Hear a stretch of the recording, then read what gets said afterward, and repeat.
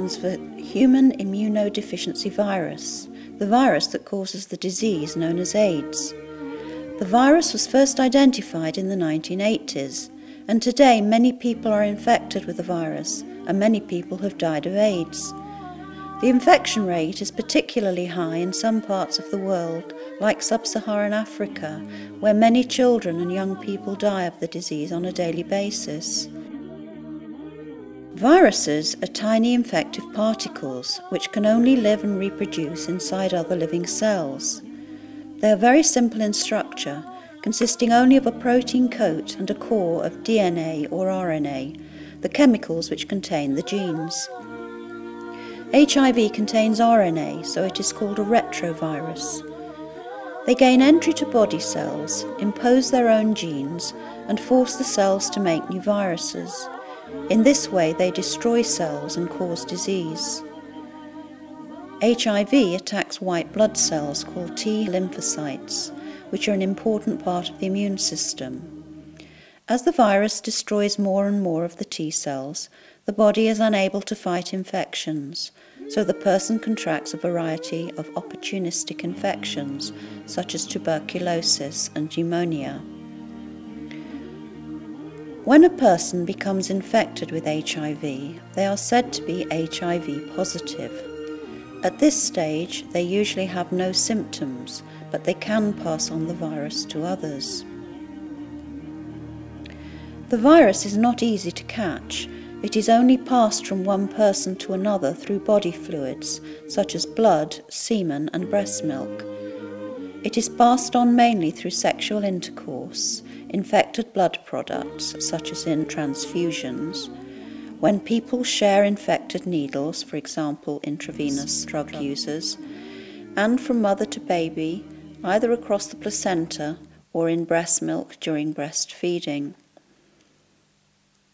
Some people can remain healthy for several years, but at some stage the number of T cells falls to a very low number, and the person then begins to get different types of infections.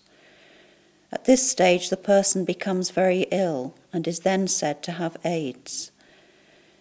AIDS stands for Acquired Immune Deficiency Syndrome. There is no cure for AIDS and no vaccine to prevent it, but there are effective drugs called antiretrovirals, which stop the virus from replicating. This helps the T cell count to increase so the person can stay healthy for longer, thus increasing their life expectancy. The drugs are expensive and must be taken regularly for the long term. They may also have side effects. Although HIV and AIDS is a serious health problem in the UK, it is even more serious in countries like South Africa, where hundreds of thousands of people are HIV positive and about 600 people die each day of AIDS-related illnesses. Most of these people are young people, and there are many children who have lost their parents to the disease.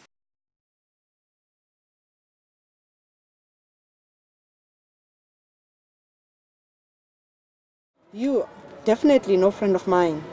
You silently crept into my body like a lion to attack its prey.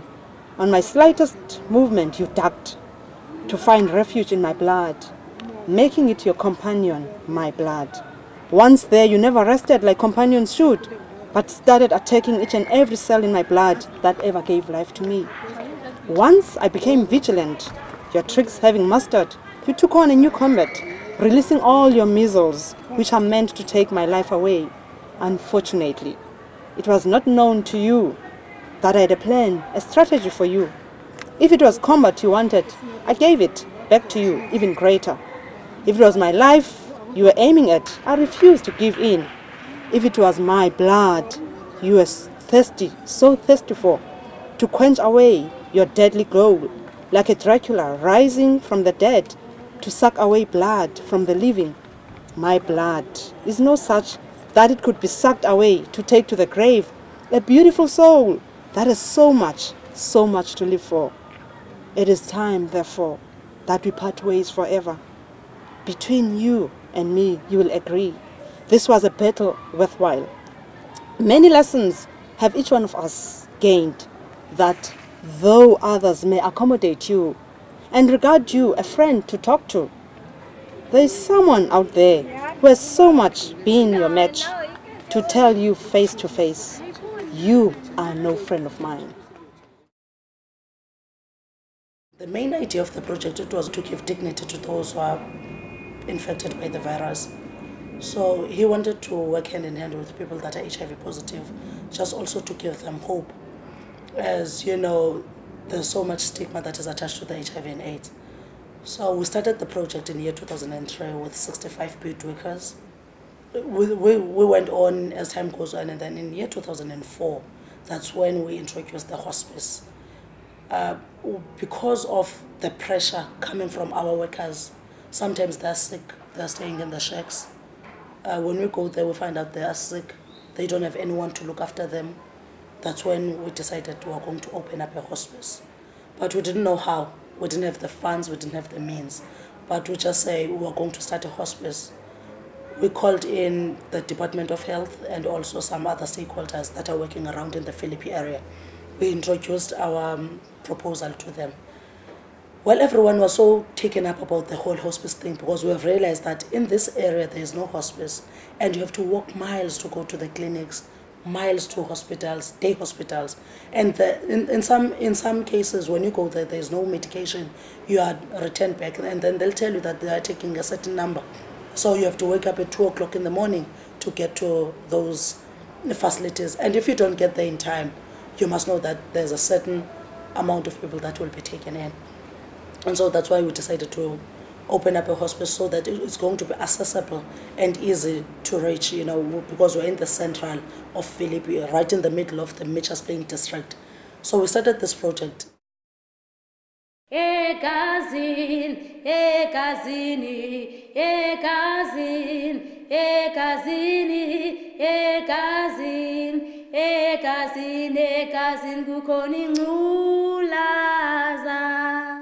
In the blood, in the blood, in the blood, in the blood, in the blood, in the blood, in the blood, there is a virus.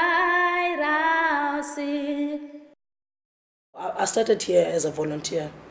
I wasn't getting any money. I've got a child, an 8-year-old now. At the time, he was 4.